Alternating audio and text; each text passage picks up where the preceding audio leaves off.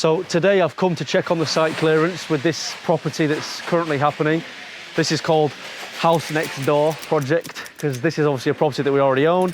This is fully tenanted by 3 students, but they're at university currently, and I had to drop off a chair.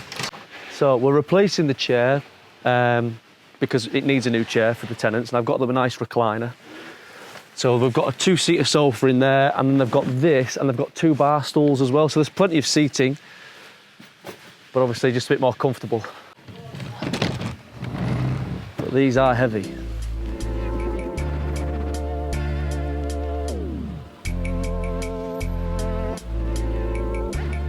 First of all, let's just tighten the legs on this. And then I'm just going to do a pretty brief inspection because it is the letting agent's job to do it, but whilst I'm here I might as well just have a quick walk through of the property to inspect, because obviously as you grow your portfolio you get letting agents, you get teams around you that can obviously help.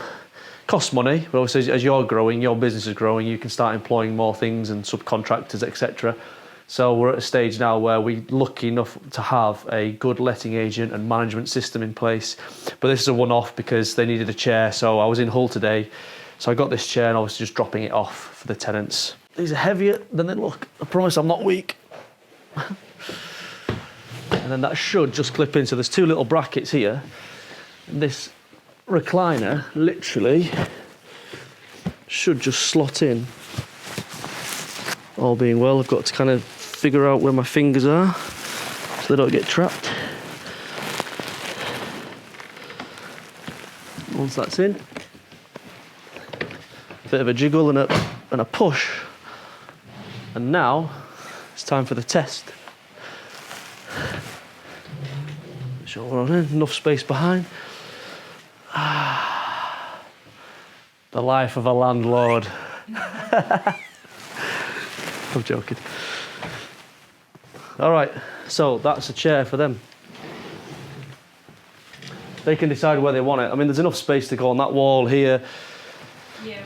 The most important thing is that they just get a chair in here for them. So obviously, I'm looking at things like this. So they're drying their clothes in the living room, which isn't great. It's going to cause condensation and damp problems. And also, we've got a stain on the sofa, which we'll need looking into. And if you can see here, behind the radiator, if you want to just go through, there is some, well, damp. Now, I'm of the opinion that it's penetrating damp, which is different to rising damp. Penetrating damp is where it's coming in from the external wall. So there should be maybe some problems with the pointing that's coming in.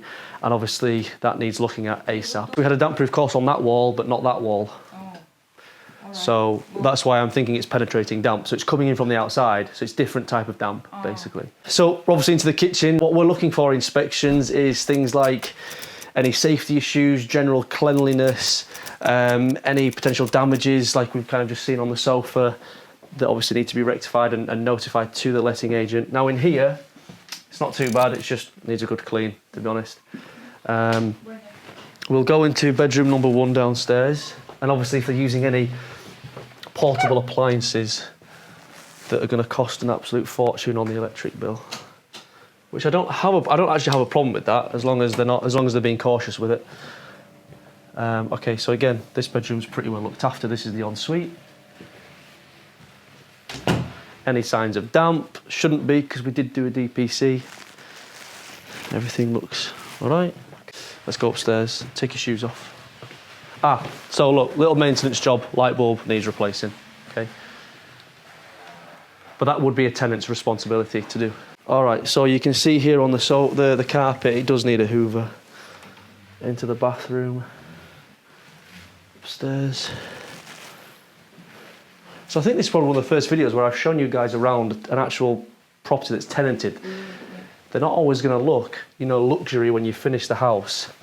These are lived-in properties, so you get what you expect. And they are students. I've been a student. I know what it's like. We're going to the bigger bedroom first. Okay. Just some see on this wall here.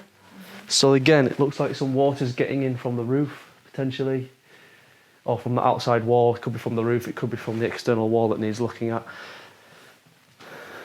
So these are just general maintenance issues that we've got to resolve. Now, some landlords would leave it until the tenants moved out next year, but I don't recommend doing that. I recommend fixing it as soon as you see a problem. So I'll be looking. And then there's an ensuite in here. Just want to go pop your in there.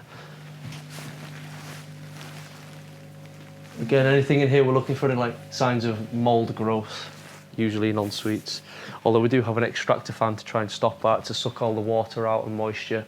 Just so you know, you do have to let the tenants know within 24 hours that you will be coming to do a visit to the property. That's the rules, which they were notified well in advance. All right, this room's actually all right, to be fair. Nothing too concerning, but obviously things that do need to get rectified and fixed, such as the little damp problems. Yeah. And this property is actually rented out now. Another set of students have taken it up to, well, they're taking it from September 2024 and it's rented until August 2025. So, you know, it's a good little property. 3 students, £135 a week. It's about £21,000 a year gross income. So guys, join me in the next video by clicking on this screen, and what we're going to do is run through the numbers of that property that you've just seen, such as the purchase price and how I managed to convert it from a 2-bedroom into a 3-bedroom HMO, looking at the rental income figures and all the expenses.